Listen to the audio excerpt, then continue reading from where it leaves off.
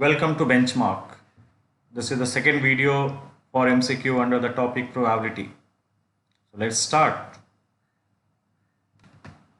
In the previous video, I had taken 10 or 11 questions and I'm sure you'd have understood almost all the question.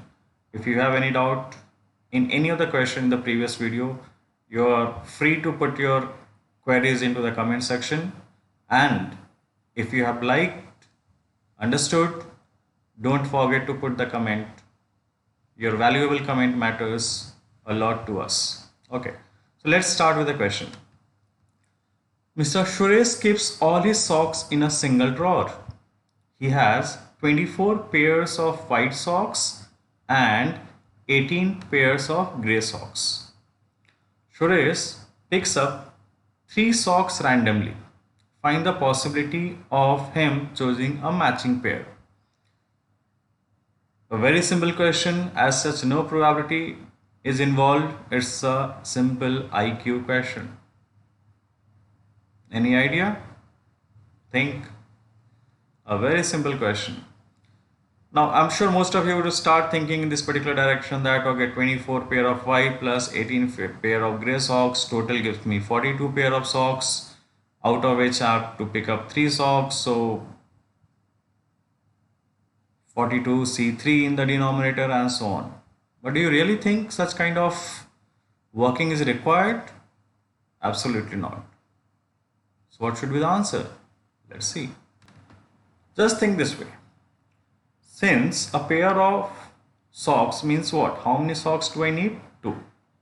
And there are just 2 colors. What are those? White and grey. When Mr. Suresh picks up 3 socks, he'll surely select 2 socks of the same color. It can be grey or it can be white, isn't it? So what should be the probability? Therefore, probability is equal to 1. Fine? Okay. So it was just a basic question on the IQ. Great. Let's move on to the next question.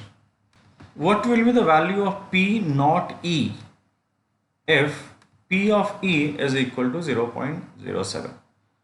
See, students, we know that probability of happening plus probability of not happening is always equal to 1. That is P of E plus P of not E is equal to 1.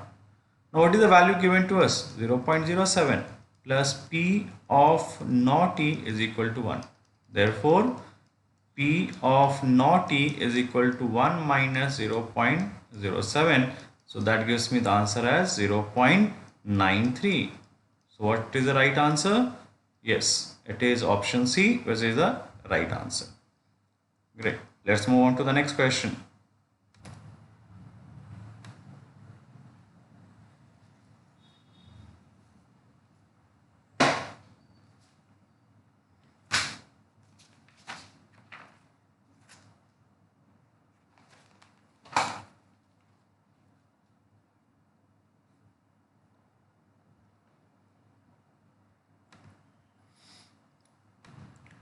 Okay, let's understand. I have 3 blue socks, 5 brown and 4 white. So total number of socks that we have is 12, out of which 2 socks are to be picked up. And how do I collect or how do I compute 12C2? So NC2 formula I'm going to use, where NC2 is equal to 12 into 11 divided by 2. That is 2 6 are 12, 11 6 are 66. So total number of ways in which I can pick up 2 socks from the box is 66. Now coming to the condition, that is favorable condition. I want both the socks of the same color. That is, out of 3 blue socks, I can select 2 socks in 3C2 way, or both brown, that is from 5 I want to select 2, that is 5C2 ways, or I want both white, and total number of white socks are how many? 4. Yes, so I can pick up 2 white socks in 4C2 ways. So let's calculate. 3C2 is 3. 5C2. 5C2 is 5 into 4 divided by 2, that gives me 10, and 4C2 is 4 into 3 divided by 2. 3 to the 6. Yes, that is 6. So it's 3 plus 10 plus 6 divided by 66. That is 19 by 66. So option C is the right answer. Okay. Hope this is clear. Let's move on to the next question. Here is the next question. A bag contains 4 white, 5 red and 6 blue balls. 3 balls are drawn at random from the bag. Find the probability that all of them are red. Okay. How many balls do I have? White 4, red 5 and blue 6. Total number of balls 15. How many balls are to be picked up? 3. So from 15 I have to pick up 3 balls, that is 15C3. So how do I calculate 15C3? Please remember the formula. NCR is equal to n factorial upon n minus r factorial into r factorial. Means what? 15C3 is equal to 15 factorial upon 15 minus 3 factorial into 3 factorial, which can be written as 15 into 14 into 13, and wherever you want to stop, just put a factorial sign. But why did I stop at 12? Because I can see in the denominator 15 minus 3 is 12. So it is 12 factorial into 3 factorial is 3 into 2 into 1. Yes, just check whatever is the greater number in the denominator, stop at the same sign, same number in the numerator, so that both the numbers get cancelled. So in the denominator I had 15 minus 3, that is 12, which is greater. So I stopped at 12 factorial in the numerator also. So what is the advantage I am getting? I can cancel 12 factorial and 12 factorial. Okay. 3 5s are 15 and 2 7s are 14. So total number of ways of picking up 3 balls from 15 balls is 5 into 7 into 13. Okay. I'm not going to multiply because anyway this is not required for me right now, because the same numbers will get cancelled out during the simplification purpose.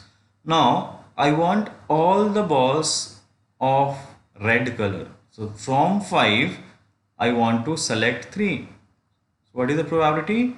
It is 5C3 upon 15C3. What is 5C3? 5C3 can be written as 5C2 also. Now just see this formula. NCR is equal to NC n minus R. Correct? So in the same way, can I write 5C3 is equal to 5C 5 minus 3, which is equal to how much? 5C2. So 5C3 is equal to 5C2. And how do I calculate 5C2? It is 5 into 4 upon 2. 2 2s are 4, 5 2s are 10. Isn't it? Okay. So what do I get now? It is 10 upon 5 into 7 into 13. 5 2s are 10. So what do I get? It's 2 upon 91. So what is the right answer? C is the right answer. Correct? See, all the calculation we cannot do by the calculator because we want the answer in the fractional form, and your calculator will give the value in the decimal form. So this particular calculation, that is 5 into 7 into 13, was not required. So I did not waste my time at this particular part. I have simply written the value as it is in the denominator, and hence it becomes easier for me to find out the answer in the fractional form. Correct? Okay, let's move on to the next question. Okay, dear students, if you have liked this particular video, please don't forget to put your valuable comment into the comment section. Your comments gives us a motivation to come up with new videos, new topics, new set of questions. Fine? Okay, let's move on to the next question. An urn contains 6 red, 4 blue, 2 green and 3 yellow marbles. If 4 marbles are picked up at random, then what is the probability that at least one of them is blue? Now this particular question, if I'm going in a traditional approach, then I'll have multiple possibilities of selecting a ball where at least one is blue. So I can have one blue, three red, one blue, five red, one blue, two red, one green, and so on. So what is the right approach? What is the best approach to solve this particular question? As I want at least one of them is blue, so what I'll do is I can do it in this way. Probability of selecting at least one of them is blue, that is greater than equal to one blue ball. So can I solve it in this way? 1 minus probability of not selecting any blue ball.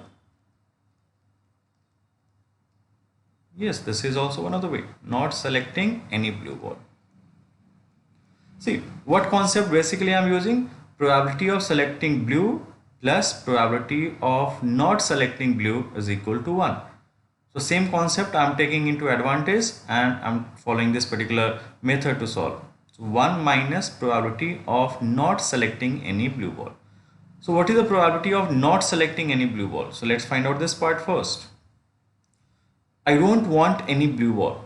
So how many balls are left? Red, green and yellow. Okay. So there are 6 red, 2 green and 3 yellow balls. So total number of balls are 6 plus 2 plus 3. Out of which I have to select 4 balls, which is equal to 11C4.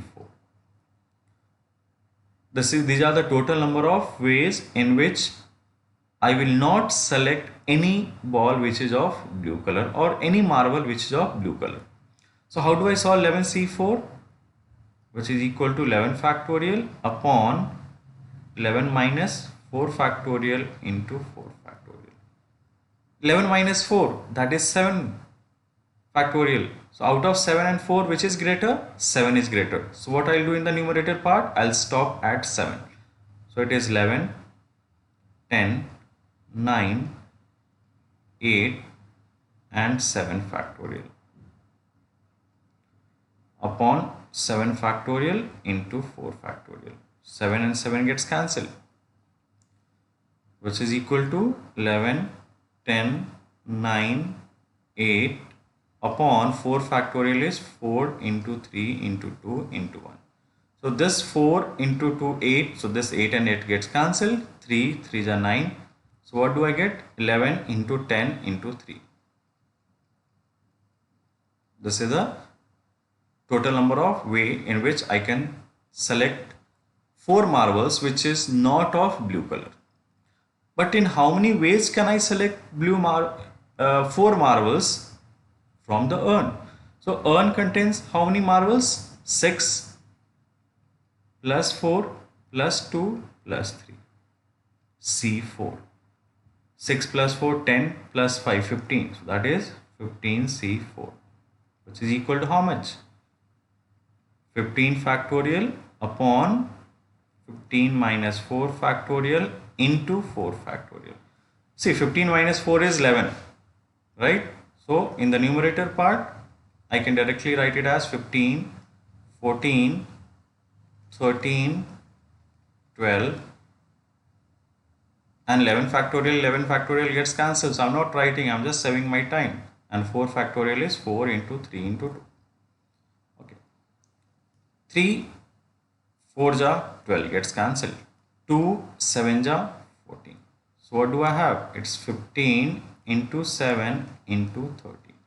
So these are the total number of ways in which I can select 4 marbles from the urn.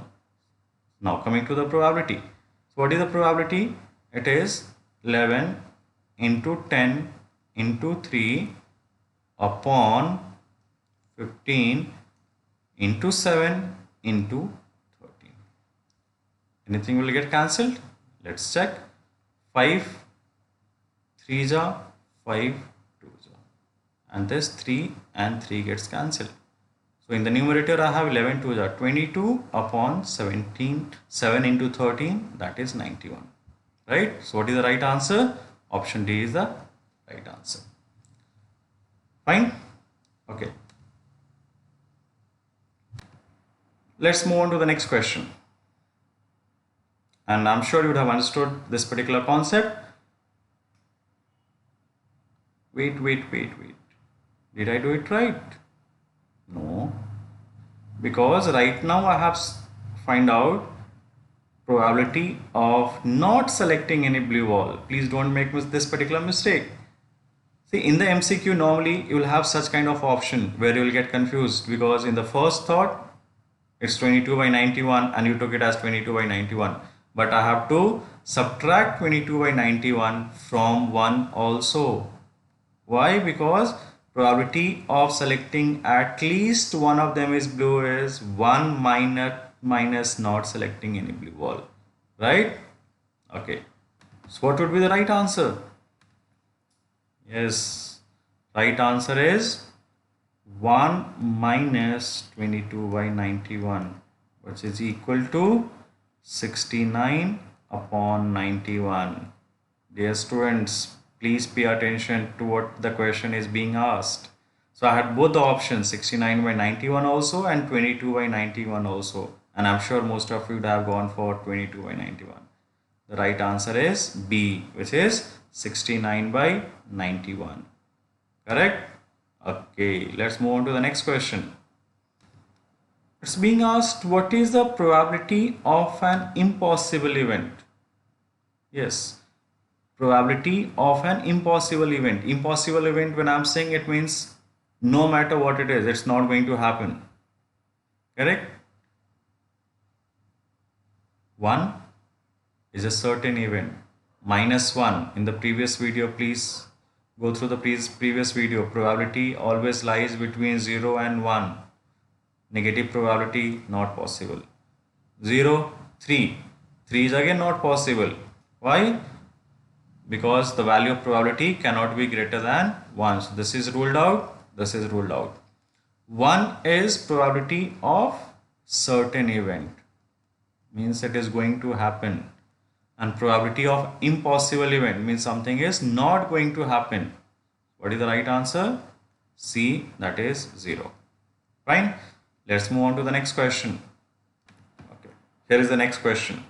For a probability distribution, if there are two outcomes with equal probabilities, that is chances of happening of both the outcomes are equal, then what is the probability? 1 each? Absolutely not. 1 by 3 each, but there are only two outcomes. Half each. Half means 50% of chances of happening of outcome 1, 50% of chances of happening of outcome 2. And that's what it is being asked. There are two outcomes with equal probability, that is 50-50 chances of happening of each. For example, tossing a coin. I have two outcomes, head and tail, and both these outcomes have the equal chances of coming up. So it is equal probabilities. So what is the right answer? Right answer is 1 by 2 each. Correct? Okay. Let's move on to the next question. Okay. This is the new question and the last question for this particular video. This is the question based on the conditional probability. It's being said that if probability of A is 2 by 3, probability of B is 1 by 2, and probability of A union B, or you can say it as A or B, is equal to 5 by 6, then what is PB by A? So what do you mean by P by A, B by A? PB by A means what is the probability of happening of event B when event A has already happened. When event A has already happened. So let's see how this particular question is going to be solved. Okay. We know that P of A union B is equal to P of A plus P of B minus P of A intersection B. Out of this, what do I have? P A union B is equal to 5 by 6, which is equal to 2 by 3 plus 1 by 2 minus P of A intersection B. So what do I get? P of A intersection B is equal to 2 by 3 plus 1 by 2 minus 5 by 6. Taking the LCM, 3 2 are 6, 2 2 are 4, 2 3 are 6, 1 3 are 3 minus 5 upon 6. 4 plus 3, 7 minus 5, 2. So it is 2 by 6, which is equal to 1 by 3. So I have got the value of A intersection B as how much? 1 by 3. But I want B by A. So what is the formula of B by A? Okay, let's say this way. Probability of B by A, that is probability of happening of B when event A has already happened, is equal to P of A intersection B upon P of A. Now, what is P of A intersection B? 1 by 3. And what is P of A? 2 by 3. So can I solve it this way? 1 by 3 into 3 by 2. This 3 and 3 gets cancelled. So what do I get? I get it as 1 by 2. Correct? So what is the right answer? Option C is the right answer. Okay. But what would have been the formula had I written it as P of A by B? Means what is the probability of happening of event A when event B has already happened? So this formula changes to P of A intersection B upon P of B. Fine. So just check the term what is there in the denominator B. So again in the formula also I'll have term B in the denominator. Okay. So this was the last question in this particular video. I'm sure you would have understood. If in any question you have any kind of difficulty, you can always put your queries into the comment section. I'll try to answer all your queries. Fine. And what do I say always at the last? Don't restrict your learning for yourself. Let your friends also get benefited. So please make sure to pass on this video to your friends who can get benefited from this. Fine. Okay. You have to comment also into the comment box if you have liked the video. Fine. So let's see. Like, share and subscribe, and please keep tuned in for the next video that I'll be coming up with new set of questions on probability, and I'm sure you're going to get benefited. Thank you and have a good day. Bye bye.